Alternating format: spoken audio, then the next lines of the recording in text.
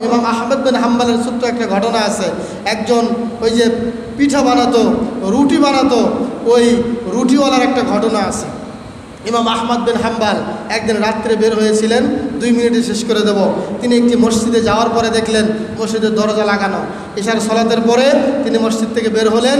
বের হয়ে তিনি চিন্তা করতেছেন কোথায় রাত্রে থাকবো, কোথায় রাত্রি কাটাবো। দেখেন লক্ষ লক্ষ হাদিসের হাফেজ ইমাম আহমদ বিন হাম্বল বলেন সুবহানাল্লাহ। তিনি রাস্তা দিয়ে ঘুরতেছেন কোথায় থাকা যায়। রাস্তার এক পাশে গিয়ে দেখলেন একজন রুটিওয়ালা রুটি বানায়, আগুনের তাপ দিয়ে রুটি বানাচ্ছেন।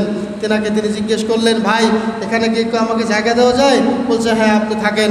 বলছে ঠিক আছে আমি থাকলাম। তিনি কথায় এক কথায় 2 কথায় তিনি রুটিওয়ালা বলতেছিলেন যে ভাই আপনি কে? আপনাকে তো আমি চিনলাম না। আমার জীবনের সব আশা পূরণ হয়েছে, একটা আশা পূরণ হয় না। বলছে সেটা কি? বলছে যে এই জগতের বিখ্যাত একজন মুহাদ্দিস শাইখুল হাদিস ইমাম আহমদ বিন হাম্বলের সাথে আমি একটু সাক্ষাৎ করতে চাই।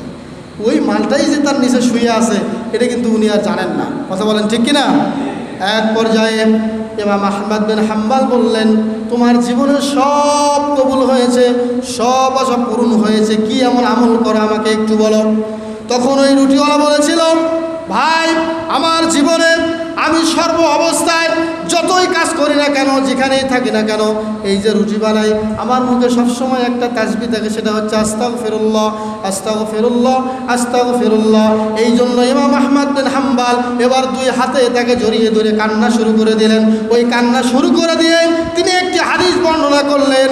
তিনি বললেন, ভাই আমার শোনো শোনো, আমি হচ্ছি সেই আহমদ বিন হাম্বল, আর আমি তোমাকে একটা হাদিস স্মরণ করে দিয়ে যাই।